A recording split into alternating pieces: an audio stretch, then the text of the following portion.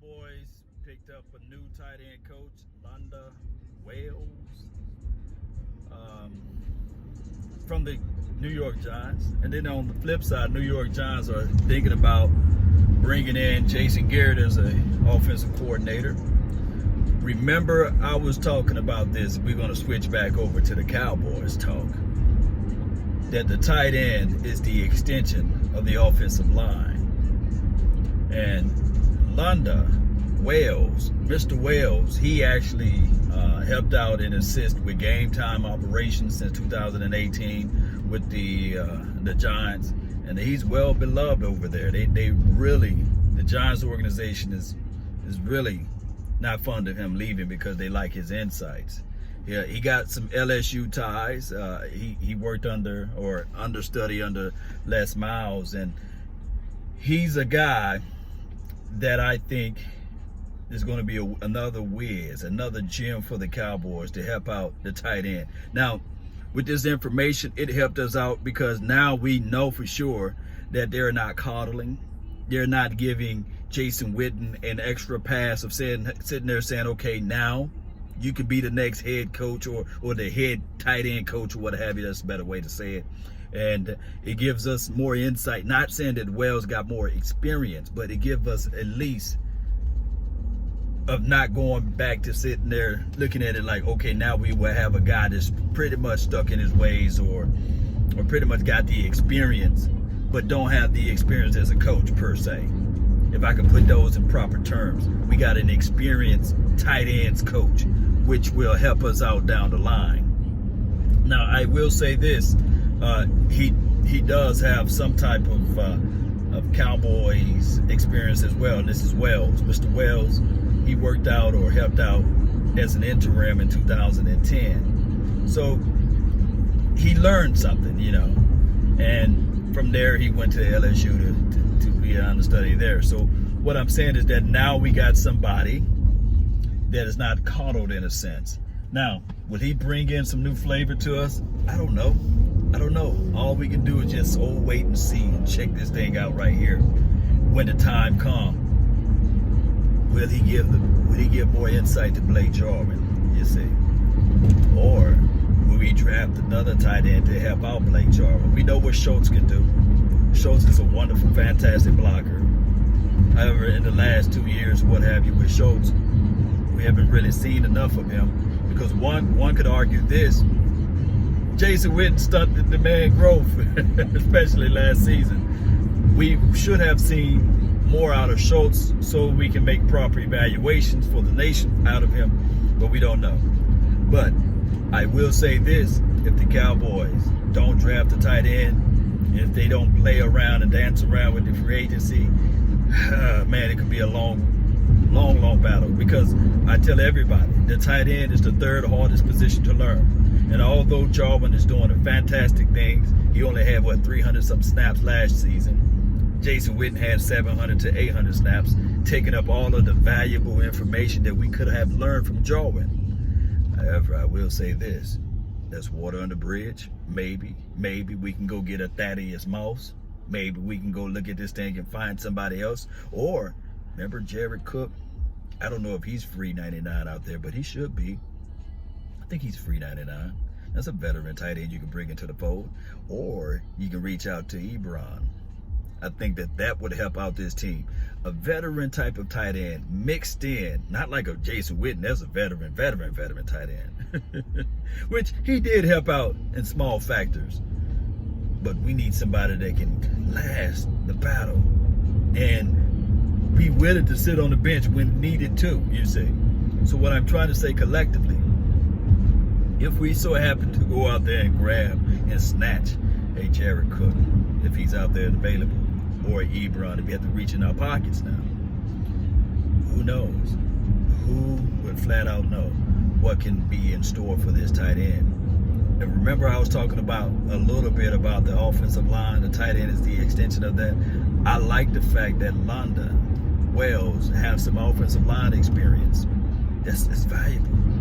Whether or not the tight end lines up in line, whether he had to be offline and run some vertical concept routes, or whether he had to pivot his foot and do some stick routes and these sorts of things, drags across the middle. we should see a different type of flavor. It's going to be a year where this off season, there's going to be new installment with the players that we do have, and it also should be a big play. I don't see us sitting on our hands. I just don't see us sitting on our hands as it relates to free agency this year. I don't see the 26 free agencies that we do have within this team, all 26 of them coming back. It's going to be some new number changes out there, Cowboy Nation. We're going to be looking at it and say, man, who is that number? Man, what this guy name is, you see. And man, on top of that, it's no love affair. This is the most that I have to say with the love affair aspect of it. New flavor. I just can't wait to see how this thing unfolds. It's an old wait and see flavor. However, it's also a situation where we can look back and say, man, oh man, new philosophy. I'm thinking that with the offensive powers that we do have, and you sprinkle in that stuff that's good, red zone efficiency level should be better. The Dak Prescott new angle with fresh eyes should be better now with a coach that can identify with his strengths. Because we've been saying for the last 3.5 years, going into 4 years, maybe you can say, man, before Dak Prescott was even drafted, this kid in a West Coast offense, and not just Dak Prescott. Like I said with my live stream, I really think that this coaching staff should still bring in some veteran leadership as it relates to quarterback play. It's a different world when you have somebody that's whispering in your ear of saying, hey, this is how you run and operate a play. This is what you need to do in this type of situation. And most of the times, when you get a new coaching staff, they do reach out to some of their guys, believe it or not, that was on their roster, that was on their staff, that understand their particular offense to help aid, in the transitional period. It's not saying that you got to give Dak Prescott the boot, but it's sitting there looking at it from a soft eyes point of view and bringing in somebody that can identify with their offense to put a little flame, just a little flame under his you-know-what. And as far as the contract talk, a lot of people saying, okay, what about this law? Can we just franchise tag Dak for this one more year to see what he looks like with Mike McCarthy? Franchise tags are cool. It's a wonderful asset. It's a brilliant tool to use. But my thing is, franchise tags also are cap killers. You see, it's like payday loans or something like that, or one of those cash apps or cash advance type of loans, where you're paying so much interest on it and you really don't get nothing in return from it. My thing is, at this point, to get a true evaluation for the nation, you should know the parameters of your quarterback. Now, I don't know whether or not Dak Prescott camp was turning down the offers that the Cowboys were giving out, or whether or not Dak Prescott camp said, hey, we just got to bet on ourselves. It's a lot of stubbornness going on with Jerry Wayne Jones anyway as it relates to contract. A lot of stubbornness, because it leaves so much room for ambiguity, is his favorite word, because he said he got tolerance for ambiguity. It leaves so much room when you don't sign a person. That mental clock in their head as it relates to the players are sitting there saying, if I go run for this ball, if I go run for this first down and I dive head first, there could be a situation that I won't get back up. And I don't have no nest egg behind that. You see what I'm saying? So what I'm trying to say, and it's the same thing with Amari Cooper.